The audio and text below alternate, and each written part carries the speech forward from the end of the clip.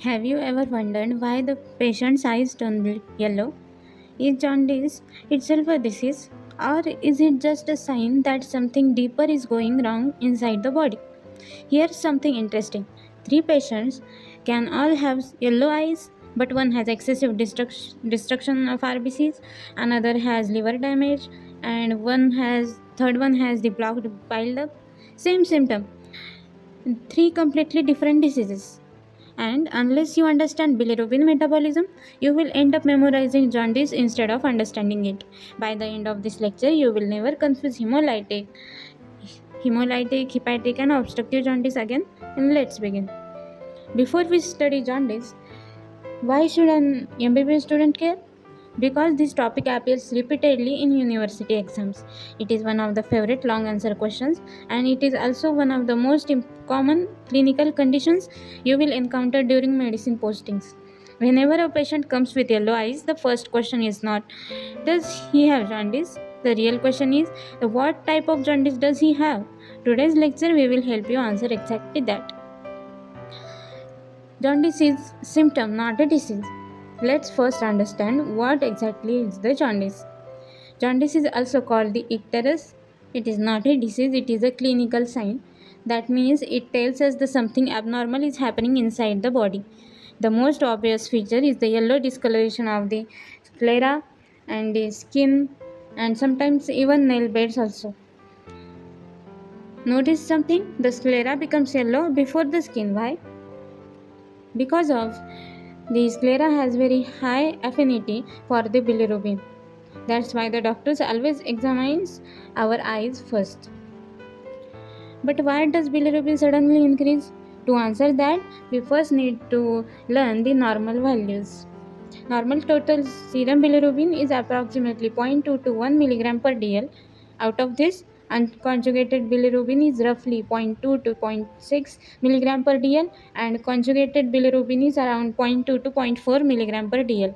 Now here's the important point: the jaundice usually becomes clinically visible once serum bilirubin rises above the 2 mg per dl. That's why the mild elevations may appear normal externally. Remember the simple rule that one is the normal, and second becomes yellow. Means bilirubin is more than 2 mg per dl causes the jaundice, means yellow discoloration. Hence, beyond 2 becomes yellow. It's very easy trick. Now imagine this: your body produces bilirubin every day. Normally, the liver processes it, conjugates it, and sends it into bile. Everything remains balanced. But suppose too much bilirubin is produced, or the liver cannot process it, the bile can't leave to the intestine, then the bilirubin starts accumulating in the blood. Once its concentration becomes high, it gets deposited in tissues, and that yellow pigment produces the jaundice. So remember, every cause of jaundice fits into one of the only three mechanisms: excess production, liver dysfunction, or the obstruction of the bile flow. Three are the main mechanisms for that. Let's see the classification: three major types: hemolytic jaundice, hepatic jaundice, and obstructive jaundice. Throughout this lecture, keep asking yourself one question: where is the problem? Before the liver? This is the liver before the liver, inside the liver, or after the liver? That single question solves almost every MCQ related to jaundice. Let's begin with the first type, hemolytic jaundice. Increased hemolysis of the erythrocytes. These are the RBCs. Imagine thousands of red blood cells suddenly breaks down faster than normal. This happens in diseases like malaria, sickle cell anemia, and or even incompatible blood transfusion. When RBCs break, hemoglobin is released. Hemoglobin eventually forms bilirubin. Now ask yourself, what happens if bilirubin is produced faster than liver can handle? Exactly, the liver becomes overloaded.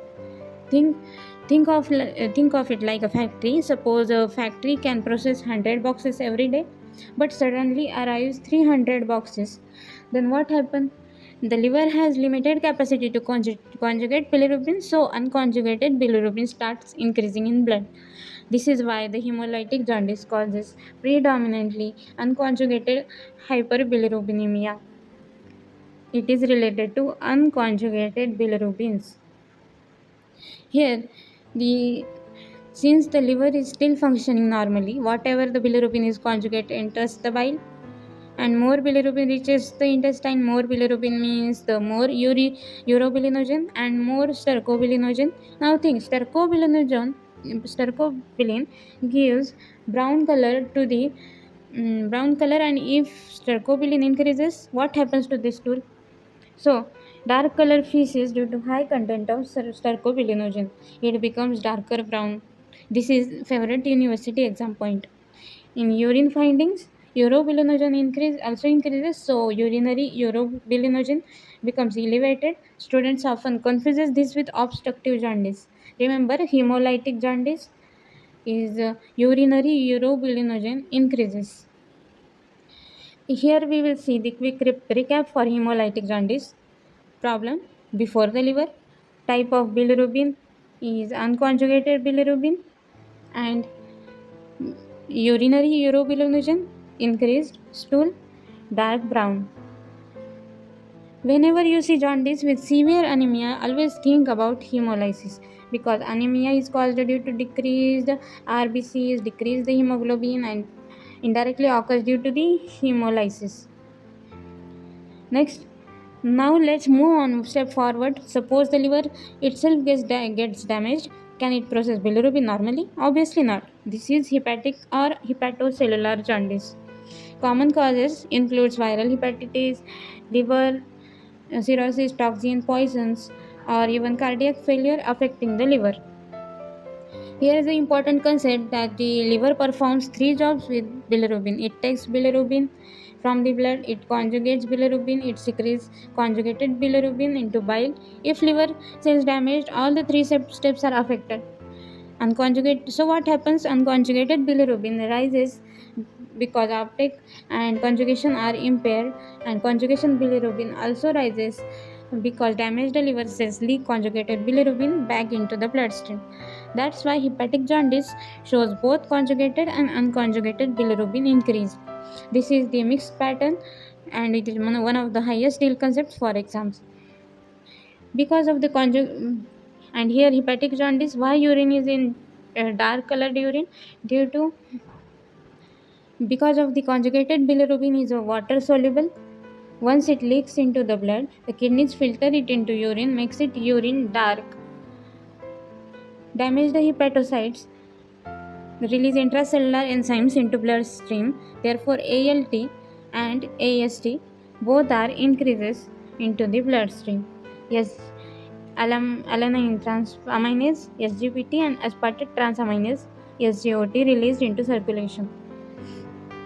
Normally, bilirubin reaches the intestine and forms stercobilin, which gives stool dark brown color.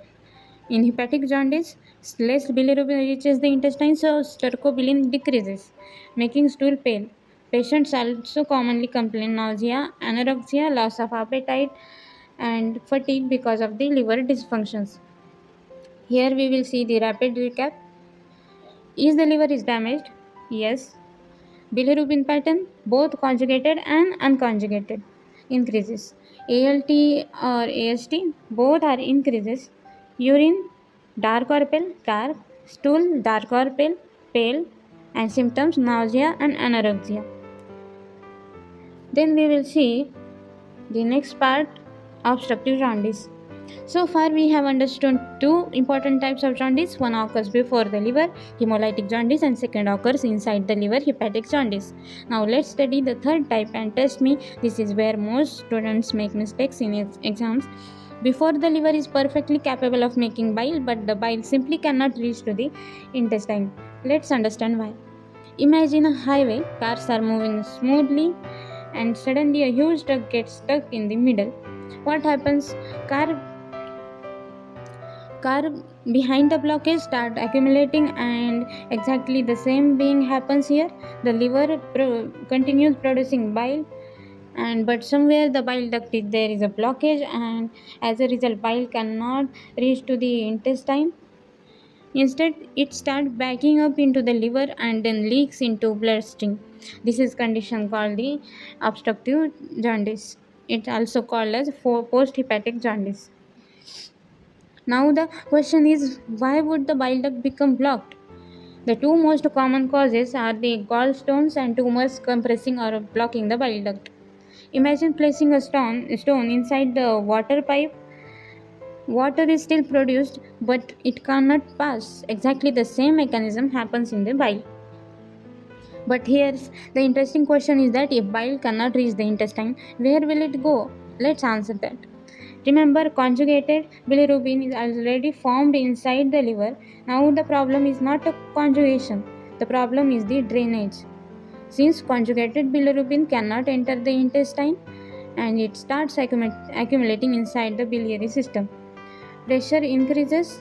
Eventually, the conjugated bilirubin leaks back into the bloodstream, and therefore, conjugated bilirubin increases. And this is one of the most frequently asked university exam questions. Why is urine dark?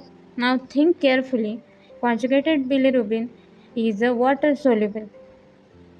If it increases in blood, the kidneys will filter and therefore, the large amount of bilirubin appears in urine, and this urine becomes very dark, almost tea color dark. If patients tell you, Doctor, my urine has become dark like cola, never ignore it. Always think about liver disease or the obstructive jaundice. Why are the stools clay colored? So, always think about the normally bilirubin enters the intestine. Intestinal bacteria converts it into stercobilinogen. Stercobilinogen gives stool its normal brown color. Now imagine no bile reaches to this intestine. No bilirubin, no stercobilinogen, no brown pigment. So what happens? The stool becomes pale. Hence, that's why the obstructive jaundice produces clay colored stools. Here is the one memory trick. Remember this sentence: no bile, no brown. Whenever bile doesn't reach to the intestine, stool loses brown color. You will never forget it. Students often memorize this fact. Let's understand it. The cells lining the bile duct contain large amount of alkaline phosphatase, means ALP, and the cells lining, when pressure builds inside the blocked ducts, these become damaged. As a result, ALP leaks into the bloodstream. Therefore, serum ALP becomes markedly elevated. Whenever whenever you will see very high ALP, conjugated hyperbilirubinemia, pale stool, think always obstructive jaundice. Can you guess another symptom? If bile salts cannot enter the intestine, will fat digestion be normal? No. Patients often complain of indigestion and gastrointestinal discomfort, and they may also have the nausea. Let's do a quick recap for this. Where is the problem? After the liver. Type of bilirubin conjugated. Urine is dark, stool is clay color. ALP increased. Common causes gallstones and tumors. Perfect. Let's see.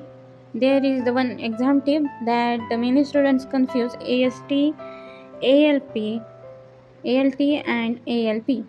Remember always, liver cells injured. Remember, think as a AST and ALT. But bile duct blocked, then think only ALP. Simple. Let's see the clinical case. A 48-year-old woman comes with yellow eyes, dark urine, clay-colored stool, ultrasound shows gallstones. Then which enzyme is expected to be markedly elevated? Think the answer is the alkaline phosphatase ALP, not AST and not ALT, because the main problem is obstruction of the bile flow. Let's revise all three types in under 1 minute. Hemolytic jaundice, problem before the liver, and unconjugated bilirubin, dark stools, urinary bilinogen is increased. Hepatic jaundice problem inside the liver, both bilirubin forms increased. The dark urine, pale stools, AST and ALT decreased. Increased obstructive jaundice problem after the liver, conjugated bilirubin increase, dark colored urine, clay colored stools, ALP increases. If you understand this sequence, you can answer almost every jaundice questions in MBBS examinations. Let's see.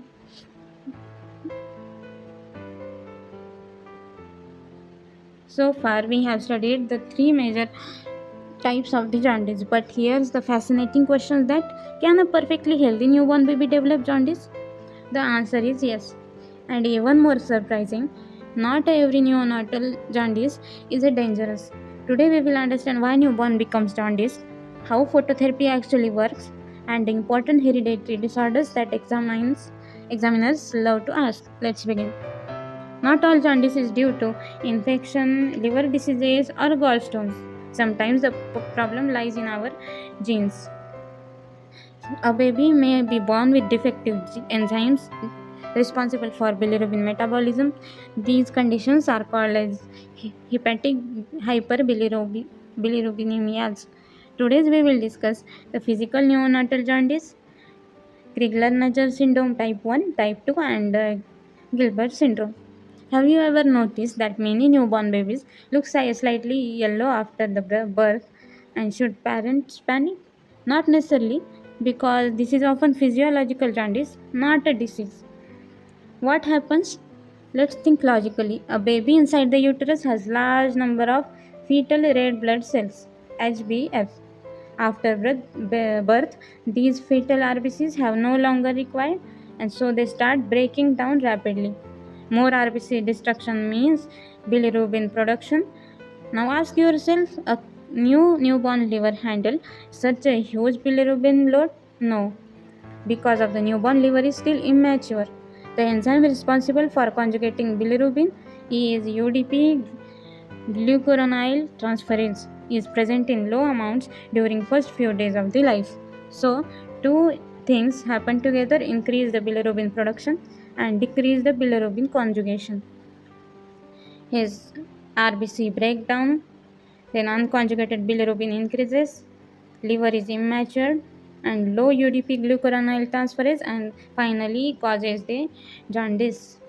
Here is one important question: why the doctors are worried about unconjugated bilirubin than conjugated bilirubin? Because the unconjugated bilirubin is lipid soluble. It crosses the blood-brain barrier. Once inside the brain, it damages the neurons. This condition called as the kernicterus or the bilirubin encephalopathy. It is the if untreated, it may cause permanent neurological damage, development delay, hearing impairment, and mental retardation, even death in severe cases. Kernicterus, it is the favorite viva or university question. Let's discuss about the phototherapy. If the baby's liver cannot conjugate bilirubin, how can we remove bilirubin without depending on liver? This is where phototherapy is brilliant. Phototherapy uses the blue light. And why blue? Because the bilirubin absorbs blue light most efficiently, and the blue light falls on the bilirubin present in the skin. Process called photoisomerization occurs, and the toxic unconjugated bilirubin changes into water soluble isomer called lumirubin. Notice something amazing: lumirubin does not need liver conjugation. It can be excreted directly in the form of the urine, and that's why phototherapy rapidly lowers bilirubin levels. Blue light isomerization occurs, formation of lumirubin, and then kidney and bile excretes the bilirubin, decreases in the body. Phototherapy is continued until serum bilirubin returns to the normal range. Now let's move the rare but extremely important inherited disorder. Imagine the enzyme UDP glucuronide transferase is completely absent. What will happen? The liver cannot conjugate bilirubin at all. So unconjugated bilirubin rises dramatically. This is the Crigler-Najjar syndrome type 1. It is the congenital, rare, severe unconjugated hyperbilirubinemia, complete absence of UDP glucuronide transferase, and very high risk of kernicterus. Most children die with first 2 years without appropriate treatment. Type 1 is about one enzyme is missing completely, and type 2 is about total absence. Now imagine enzyme isn't completely absent. Instead it works partially, then bilirubin conjugation still occurs but poorly. This is the condition for the Crigler-Najjar syndrome type 2. It is the milder disease. Some enzyme activity remains, lower bilirubin levels and lower risk of kernicterus and better prognosis. Let's type 2 means the some enzyme still survives, and type 2 is less severe than the type 1. Let's discuss the most common hereditary disorder, Gilbert syndrome. Unlike Crigler-Najjar syndrome, this is usually benign. Most patients live completely normal lives. Many don't even know they have it until it routine blood test. And Gilbert syndrome is not due to a single defect. Instead, it involves combination of mild problems, reduced uptake of bilirubin by liver cells, mild reduction in UDP, glucuronidase transferase activity, and slightly decreased hepatic clearance of bilirubin. The result is the mild increase the unconjugated bilirubin, especially during fasting and stress, fever, lack of sleep, and heavy exercises. If an otherwise healthy young person develops mild jaundice during stress, fasting, think Gilbert syndrome. Let's revise everything. Physiological neonatal jaundice is increased RBC destruction, immature liver, and low UDP glucuronidase transferase, unconjugated bilirubin rises. Phototherapy has the blue light photoisomerization, bilirubin forms water soluble and excreted easily. Crigler-Najjar syndrome type 1 is complete enzyme deficiency, severe kernicterus, and poor prognosis. It is the second type, partial enzyme deficiency, milder disease, better prognosis, and mild decrease in bilirubin uptake and conjugation benign, mild conjugated hyperbilirubinemia triggered by stress and fasting.